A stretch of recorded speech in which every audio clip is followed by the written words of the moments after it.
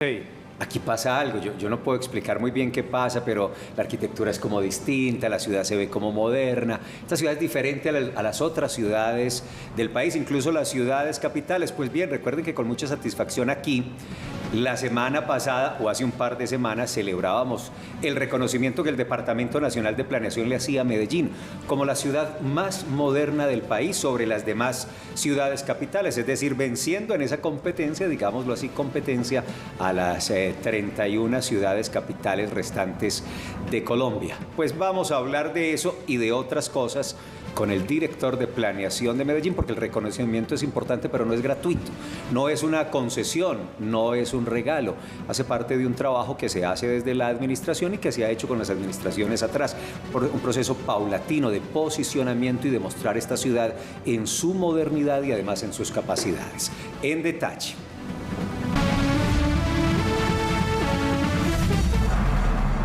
Con Sergio López, el director de planeación de Medellín. Director, bienvenido a Teleantioquia Noticias, a Consejo de Redacción. Buenos días, ¿cómo está?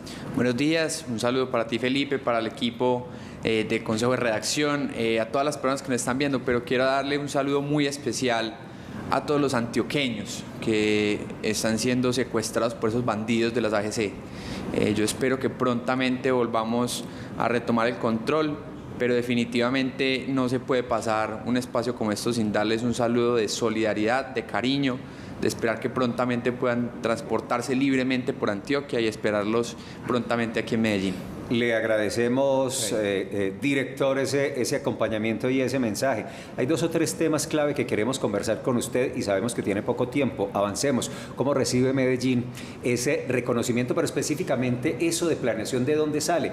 ¿Cuáles fueron los ítems valorados para determinar que Medellín es la ciudad más moderna sobre las otras? Perfecto, no. El índice, primero explicar esos índices porque son importantes y es que nos compara, ¿cierto? Realmente hay muchos índices que hace el Departamento Nacional de Planeación, el índice de desempeño fiscal, el índice de desarrollo institucional. Este de modernidad básicamente mide 5 componentes. Sí. El desarrollo social, ¿cierto? Cómo nos hemos comportado en el tema social, el desarrollo ambiental, el desarrollo de tecnologías, el desarrollo de competitividad económica y todo lo que tiene que ver con la integración de las 4 anteriores en todo el territorio.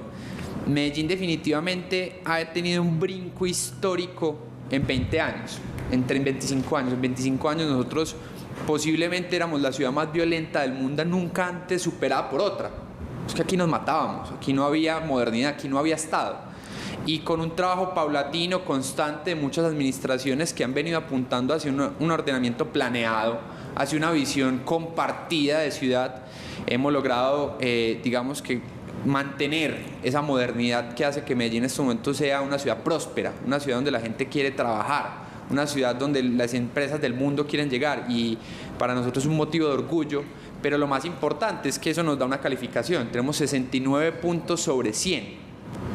¿Qué necesitamos para llegar a esos 100 puntos? Eso identifica unos retos muy importantes sobre la competitividad, sobre la vocación económica, sobre la movilidad, sobre la adaptación al cambio climático. Pues ya llevamos 2 días que toca salir con botas pantaneras porque definitivamente la lluvia está, digamos que dándonos muy fuerte. Entonces hay que seguir avanzando. Otra noticia muy importante, dentro de las 10 primeras también aparece Envigado, también aparece Itagüí, también aparece Sabaneta, es decir, el 4 de 10 en el Valle de la Aburrá. El Valle de Aburrá es muy moderno.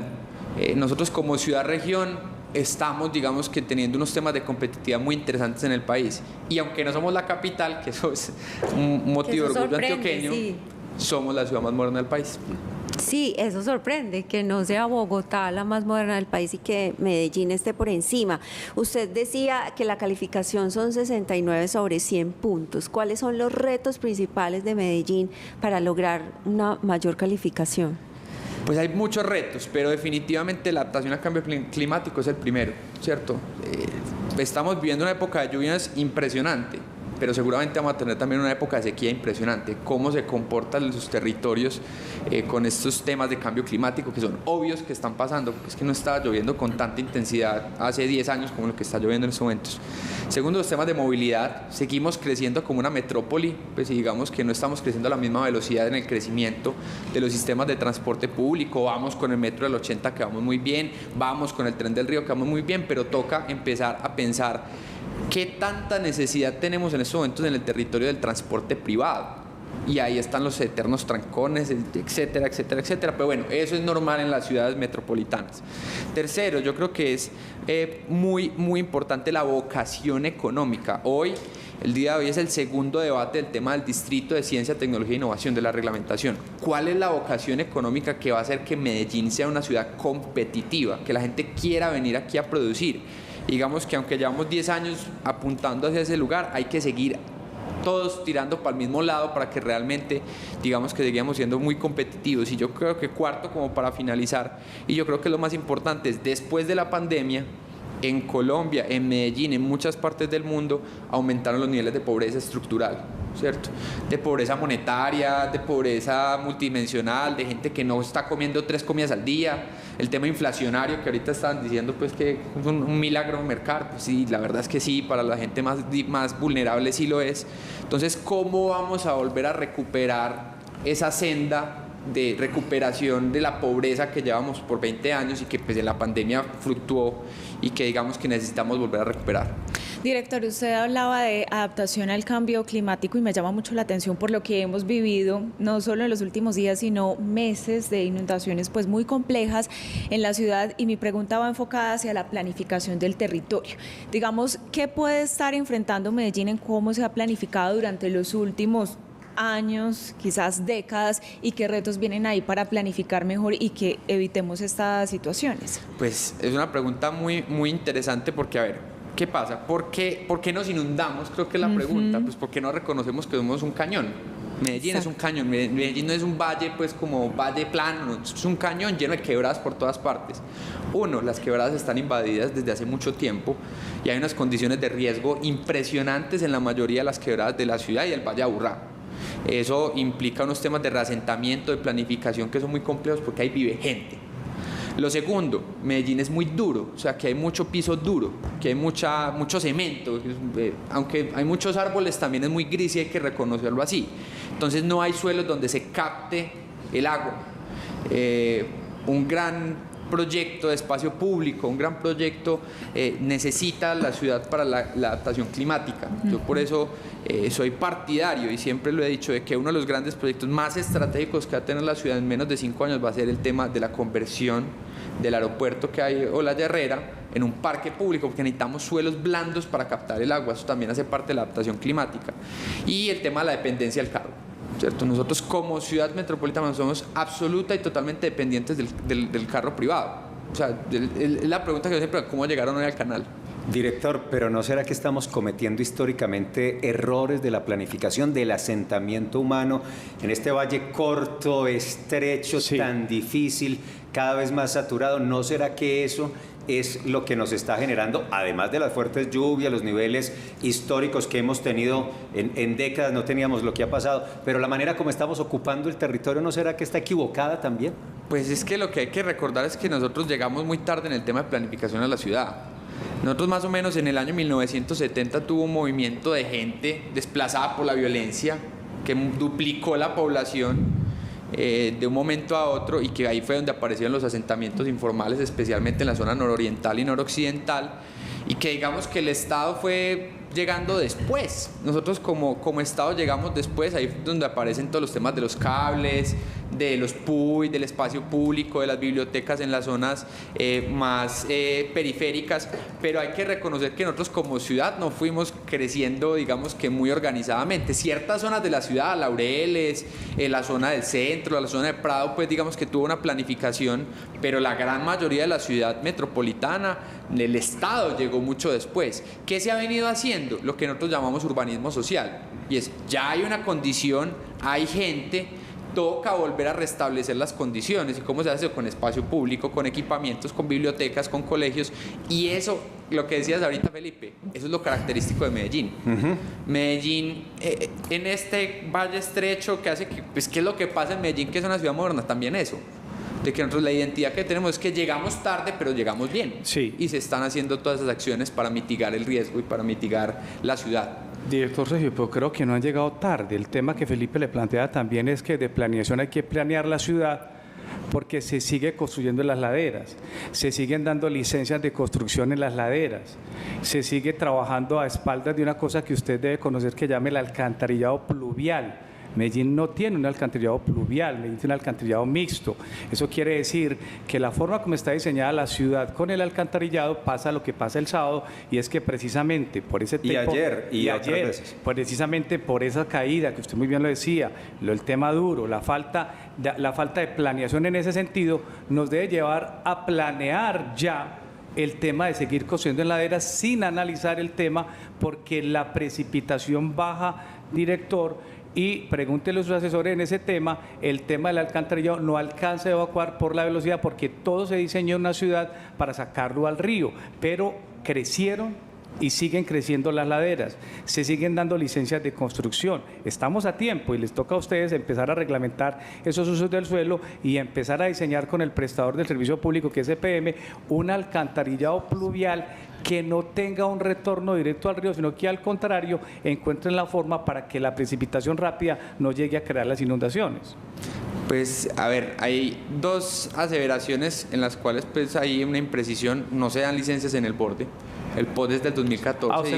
Usted me dice que no están dando licencias ahora. No, hay construcciones informales. Seamos claros, porque yo no fui impreciso en la pregunta. Yo fui muy claro y con todo respeto le dije. Y yo también estoy siendo muy yo le pregunto, ¿se siguen dando licencias en las comunas, en las partes altas? No. ¿No hay licencias de construcción para el poblado nuevas? No. ¿No hay licencias? ¿Están congeladas? Están absolutamente congeladas desde el año 2014. Desde el año 2014. Entonces, ¿lo que está construyendo ahora qué es?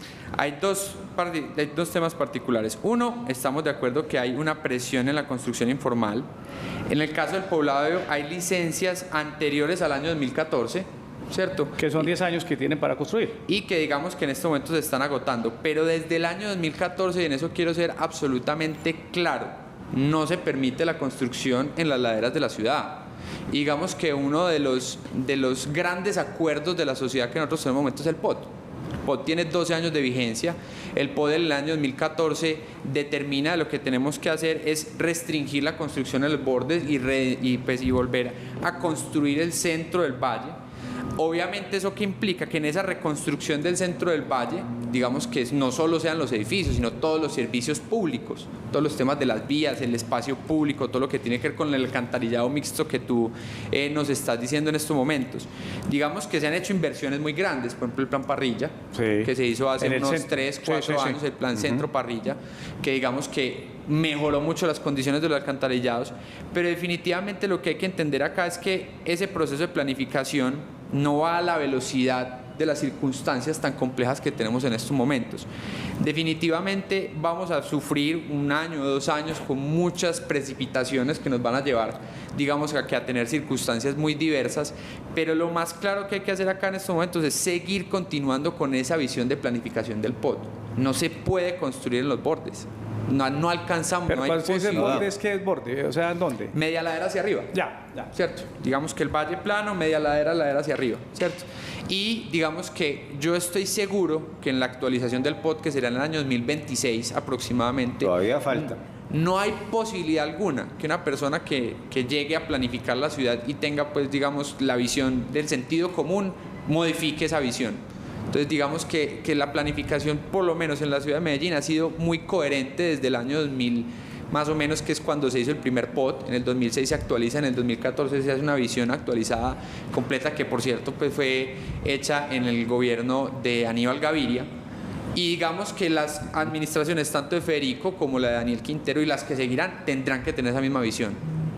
Restringir completamente la construcción de los bordes, reconstruir este centro denso y poco, pues, que está bien servido, que le hace falta densidad, y ahí está la reconstrucción del alcantarillado, está la reconstrucción, digamos, de esas quebradas que están tan congestionadas y de ese suelo duro que no permite que se seguirá construyendo, o sea, todavía faltan cientos de cosas. Juan, avancemos. 7:22. Director, hay un asunto final que le quiero consultar, además usted debe retirarse, que es la nueva estratificación del barrio Prado Centro, que además tiene ya un beneficio porque esos bienes patrimoniales tendrán un descenso en el pago de los servicios públicos. ¿Cómo se dio ese proceso? ¿Realmente por qué se da la nueva estratificación de Prado Centro? ¿Y cuántos bienes patrimoniales se van a beneficiar con esa reducción? Pues yo creo que hay también en esos temas patrimoniales que también vienen del POT. hay algo muy particular y es que nosotros como ciudad tenemos una corresponsabilidad con las personas que habitan los temas patrimoniales. Por una razón muy sencilla, no se les deja hacer nada, no se les deja construir, tienen que mantener el estado pues, patrimonial de eso y eso cuesta plata.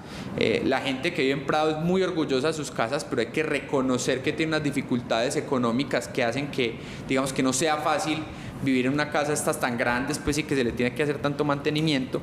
Y en esa corresponsabilidad, pues hay varios instrumentos. En este caso, ¿qué se le hace? Venga, usted está en una casa patrimonial, en las cerca de 1.418 casas patrimoniales que están en la lista indicativa patrimonial de la ciudad y que además, pues digamos que las tienen en buenas condiciones y que son además residenciales, ¿cierto? Para ser claro, es para casas, para gente que vive dentro de esas casas. Nosotros automáticamente les vamos a bajar la estratificación de estratos 4 y 5 a estratos 1 y 2, para que esa plata que usted se gasta en servicios públicos, pues la pueda utilizar en mantener los bienes patrimoniales y permanezca en el territorio. Entonces eso va a hacer que de aquí a 3 meses cerca de 5.000 personas que viven en esas casas patrimoniales de Prado tengan ese beneficio económico. Pues muy bien, director, gracias por acompañarnos. Muy interesante lo de Prado, especialmente sí, pensando en la posibilidad de esos recursos para mantener esas estructuras el patrimonio y esas fachadas patrimoniales tan hermosas que constituyen, Andrea, un orgullo para Medellín. Claro.